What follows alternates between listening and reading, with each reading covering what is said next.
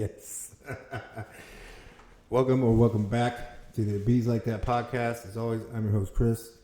What are we going to talk about today that's going to make people mad?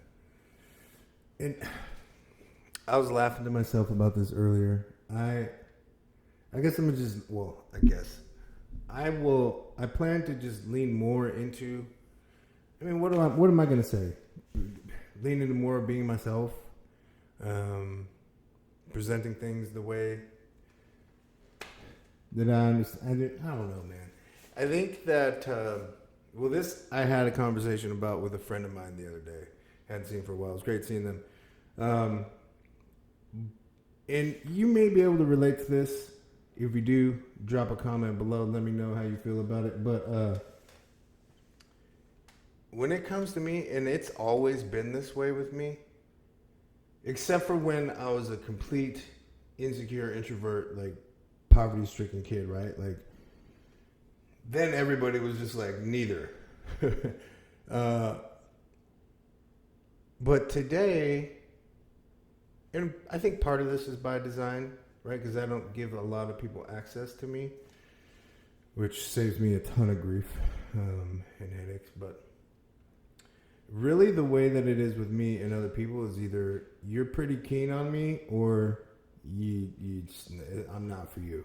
Like, there's no lukewarm take on me. I'm like either for you or I'm not your flavor at all. Like, you ain't feeling the vibe at all, and that's all right. You know what I mean? But God made me this way. Isn't that what y'all like to say? God made me this way. So this is how I'm gonna keep coming, man. And what other way than to maintain that energy than to talk about something else? And it shouldn't be controversial. See, this is the peculiar thing about a lot of this stuff now. Now, this doesn't mean, what I'm about to say doesn't mean that I'm advocating for, just because things have been a certain way for a long time, that this is the only practical way. What I'm going to attempt to flesh out is there are differences between modalities, right? So, in perspectives and approaches. What am I talking about? What do I always fucking talk about? Recovery. So, when it comes to MAT, harm reduction, otherwise known as harm reduction, another really nice and soft and poetic way to say it, and what has been typically understood to be recovery since Bill W. I mean, I know things even since then have changed. And the approach before that changed. It used to be that they would just lock us up in sanitariums because they thought we was crazy. You know? They didn't understand that this was a sickness of the mind, body, and spirit.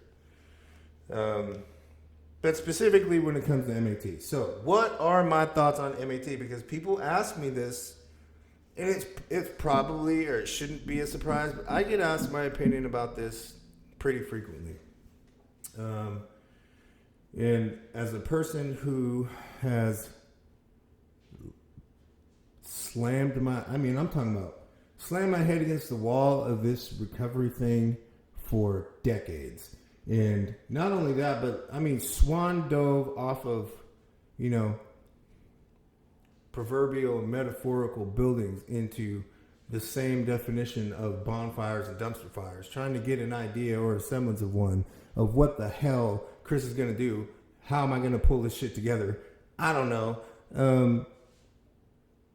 This is what I offer by way of experience derived from all of these failures and all of these attempts and now my success at applying the spiritual principles from the program that I choose and having a conscious connection with a higher power and being of service to my community and the addict or alcoholic who still suffers, giving of myself freely and cheerfully. Now, when I say that, I don't want people to misunderstand and think that I have an idea that anyone and everyone should have access to me any and every time they need something or they determine their life is in crisis, because that ain't the case at all. Like, at all. Chris got boundaries, homie. They're clear and defined. And sometimes, and I've had a conversation with my wife about this lately, sometimes those boundaries especially when you're dealing with people who have a hard time understanding them, or who feel like they should have a differing level of access to you and don't want to respect these boundaries. These boundaries can make you seem to be cold, callous, calculating, and like you don't care, but that's not true. You do care. You care about yourself. We care about our peace. We care about all of these things, and we care about you too. So just like when children are little, the same thing goes for adults. We just don't understand it. We're able to more freely resist and oppose these rules and boundaries and guidelines because we're grown-ups. We ain't got to listen to nobody because you ain't the boss of me type shit, right? But we still crave these borders, right? These parameters, these references that give us an idea that we're headed in the right direction generally. No matter how it appears that we respond to these things, this is shit that we need. Shit that we need. So before I get too far into the weeds on that shit, back to the MAT thing. My feelings about MAT and harm reduction. First, I'll say this. Speaking of my own addiction and how it manifests in my life, there are no moderation switches for me. In this addicted brain, I hit that first drink, bro, especially like these days, it's over. I'm out of here. I don't even have to even think the words escape velocity because I'm stratosphere, brother. I'm out of here. All systems go and not in a positive direction. I do understand that with some substances and certain people, these methods of support are appropriate and they help, right? They bring people from one environment to another, taking less risks with their body, their safety, etc., legal and financial security, like all of these things we can kind of do a better job at regulating and managing and making sure that we keep a finger on the pulse of what's going on here. So we're taking UAs, we are in treatment classes, whether it be IOP or whatever, strictly managed, right? This is the idea. Where I want to be careful with the language that I use here and be as thoughtful as I can. It's not that I have a problem with it, but where I start to have more questions about the efficacy of MAT is, one, a lot of times it's a cash business. Sometimes it's a cash business. And it's a business, period, right? So I always have a difficult time, getting those things to seamlessly come together, the business side and, the therapeutic side. I get it. You need money to fund and operate and shit like that, but still, it's hard to reconcile humanity with the bottom line, because almost always the bottom line wins. And that sucks. But so there's that part. And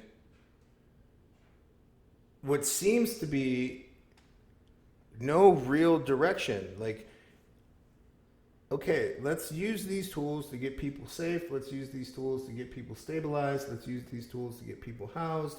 Let's use these tools to get people treated in whatever other area in their lives that is necessary to get them to a place where they can be self-sustaining, where we don't have a need for these tools anymore, right? Because I'm going to ask you a question. Maybe a few. Drop a comment in the chat or whatever.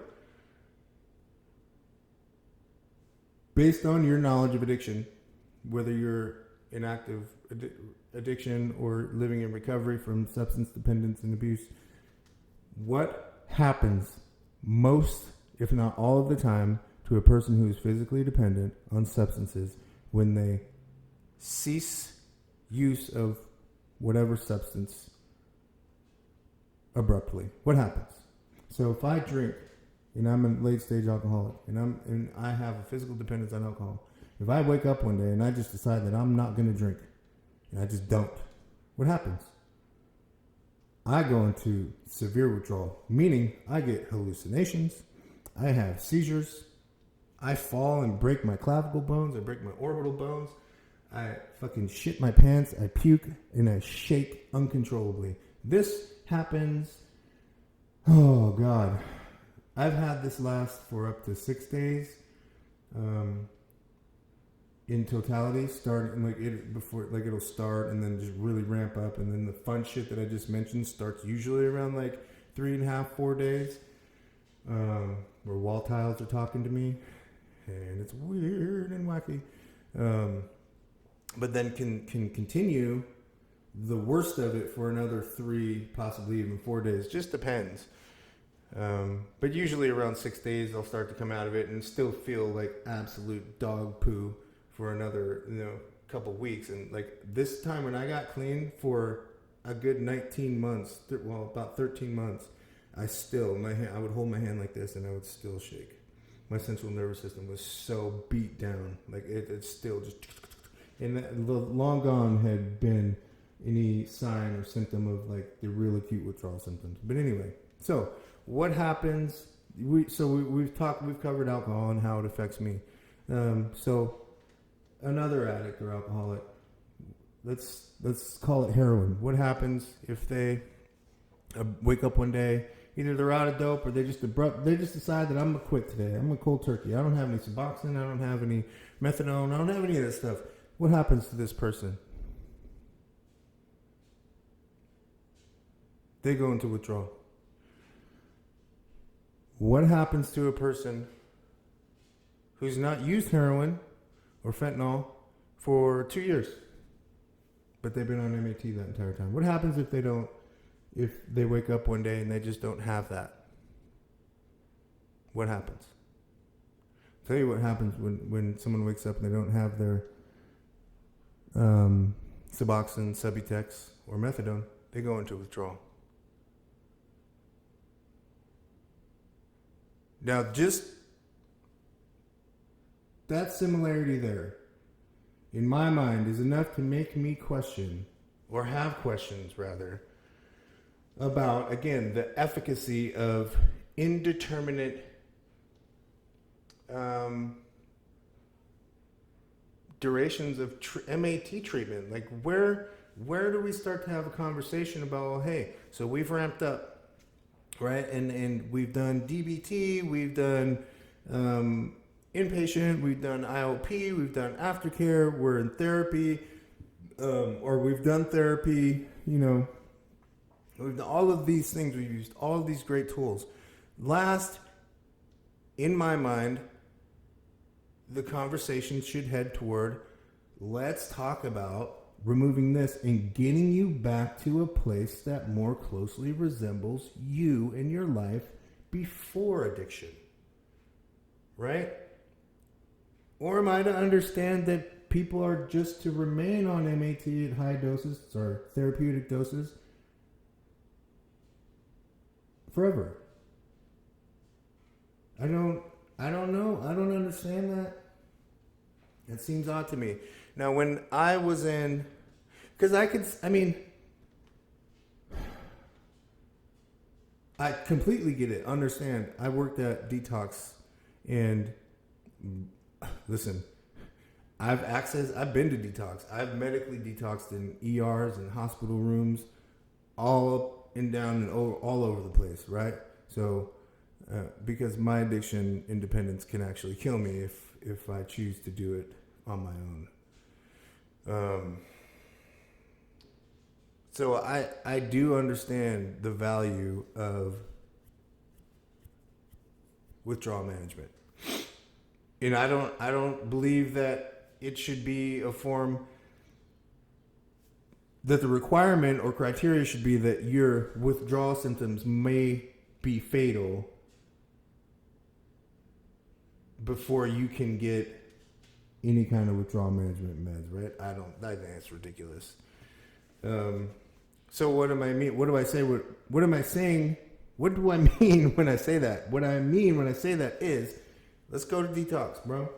Sis, Let's talk to these staff. Yo, if you're an opiate person, you especially fentanyl, heroin, you're gonna have to kick it, man. You're gonna have to kick it for at least, 36 hours, bro, before we start these therapies, because we don't want to send you into precip, and just that means like you're gonna go from 0 to 100, and and what I see most of the time with people who start withdrawal management from opiates too early and they go into precip, they just bounce. They're like, hell no, missed the boat. We took the shot and we missed, bro. We're out to come. We're gonna have to circle back and try this again at a later date. Yeah, because it's rough, bro. It's too much. So, by all means, let's go to detox.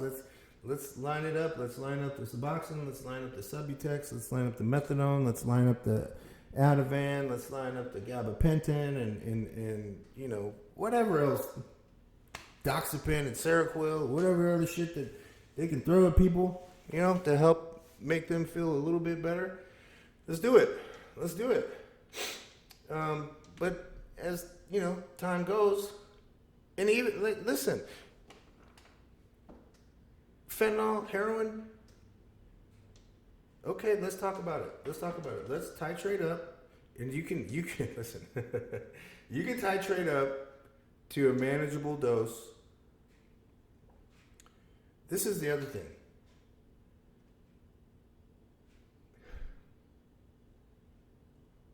Titrating up to a therapeutic dose. You have people playing this game while they continue to use, let's talk about methadone and fentanyl. You have people playing this game, continuing to use fentanyl while titrating up to a therapeutic dose on methadone. When doing so, that therapeutic dose is so incredibly high. Like, you are going to have an area there where it's going to be a little hairy for you, right? Like, it's going to be a little wacky, but you get over that hump, there's no need to titrate up as high as some of these cats are on methadone. It's wild. And then to stay there. Because trust me, bro, I've been in treatment. I've been in IOP. I've been in other services with people. And at work.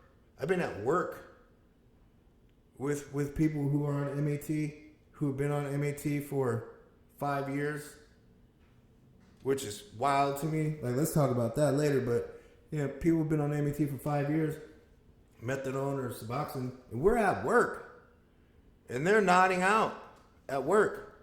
We need to have a conversation about this. Now, granted, not everyone is in that same boat, right? Who's been on MAT for extended periods of time, but a lot of people are.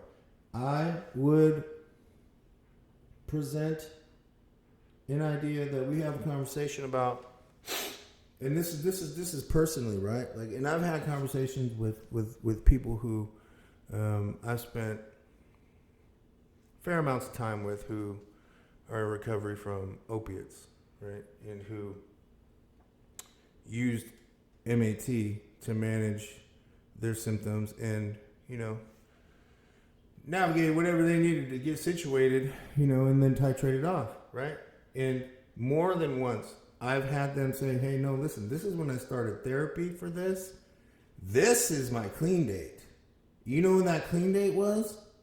The day they took their last dose and didn't take another after. That's their clean date. Okay, and this is not me imposing my opinion on this, right? This is from the mouth of a person recovering from opiates, fentanyl, heroin, whatever, right? So, chew on that.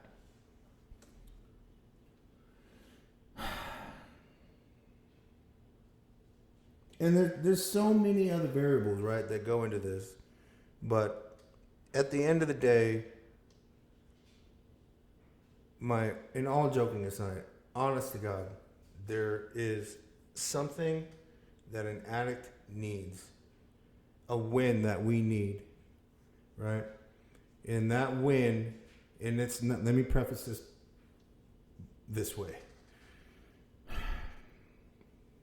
All that time you got in drug court, all that time you got in FRC, all that time you got on probation, taking all them damn UAs, all that time you got dealing with family court system or whatever, all that time counts. All of that time counts. You can have recovery in atmospheres where there's a high degree of accountability and a lot of visibility on a person. You can absolutely 100% that is and can be recovery. And the win that I'm talking about, that I believe all addicts and alcoholics need, comes when the only visibility and accountability really that's 24/7 is right here, and up above, right? And of course you have like your support system and your program people, family, and all that stuff. But when you don't have to go and take a UA, when I didn't have to have a weekly meeting with a counselor, when I didn't have to go to IOP 3 nights a week, when I didn't have to get a slip signed, when I didn't have to do any and all of these things, that's when inside to myself, I was like, cool. Let me frame it like this. And this is not an original thought by me. This is something that I think everyone should kind of chew on a little bit, in what it speaks to more, rather than devaluing an effort or an accomplishment. What it speaks to more is developing sustainable, healthy habits, right? So when we're going to move this conversation to fitness as the example, when I see someone lose like 40 pounds, fucking phenomenal. I'm stoked. I'm pumped. That is amazing. When it clicks like that for someone, and like they're just getting that progress and they're just killing it, bro. Like, if you've been there, not a lot of other things feel as good, right, as having that determined amount of control over your body. It almost feels like magic, right? It feels amazing. It's awesome. That's awesome. Where the consideration for sustainable and healthy habits comes in is like, cool, you did that. Now, when the motivation wanes and you become bored and things are stale, what are we going to look like in a year from now? How are we going to sustain this? Where are the habits, where are the systems and structures internally in place that are going to make this a sustainable version of you? That's what I'm talking about. That's more, in my mind, where I land on recovery. Circling back again to what I said in the beginning about harm reduction. Look, man, I'm all about getting people, to stop and using like rigs that have been stuck in drywall or shared with 6 other people, or people really taking risks with their bodies and safety, so that they can secure their solution. I'm 100% all for it, right? What I'm also in favor of is giving people back, or watching people become empowered and take back 100% autonomy over their body, mind, and spirit, right? That, to me, looks more like a version of recovery that I would want.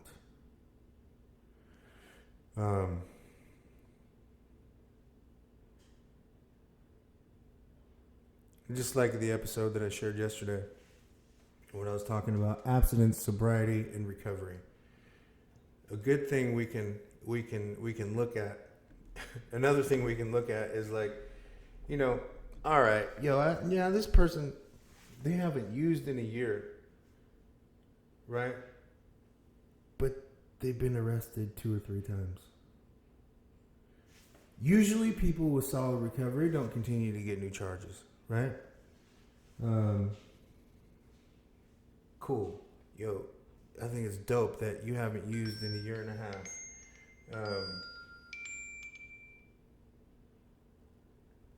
When are we going to start having a conversation about moving out of communal living, getting a job, maybe applying for some subsidies so you can afford your own place, right? The active participant in my life shit that is really important to everybody. Let's start talking about that. And not just because like that is like culturally what you should do, but when you have that level of control and autonomy over your life, you take it away from the system, structures, people, and agencies who can say, oh, well, you might be in compliance, but you said this thing wrong, or I'm suspicious of this, so I'm gonna need you to add this 90 days of relapse prevention to your schedule. And bro, like, as addicts, we already don't like rules. You know what I mean?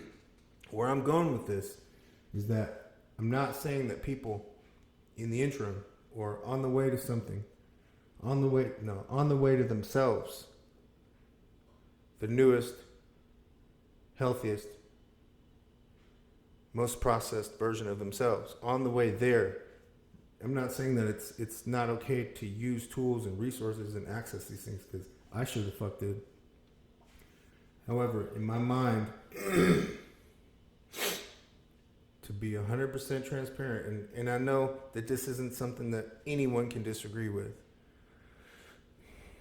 but you know, there's going to be some stupid ass out there, well, what about someone who has a disability? Okay, well, we're not talking about them. You know 100% in your mind what I'm talking about. Self-determination, independence. Really being able to wake up, look yourself in the mirror and say, I did it. I put my life back together. I had some help for sure, but here I am. Recovering. I've repaired what I could fix. I've given to God what I couldn't. You know what I'm saying? Like, this is amazing. This is what I'm here for. Huh. Yep. Whether you like it or not, you know I'm right. Because I do, okay, all joking aside, I really do my best to talk about shit that I really understand. Recovery is something that I have an intimate relationship with. I'm uniquely qualified to talk about addiction, recovery, and all the stuff that comes in between, because it has literally been my entire life. I've either been around it, been active in it, addiction or recovery, or now work in it as a services person, right? Like, it has literally been my entire existence. So I talk about shit that I know. And I would encourage people to do the same. Talk about shit you know, not stuff you don't. Because at least with this, I mean, I don't know. At least my anxiety makes me feel like there's not a lot of room to get creative and trying to reinvent the wheel and do a bunch of wacky shit for people who are in desperation and just throw shit and see what sticks.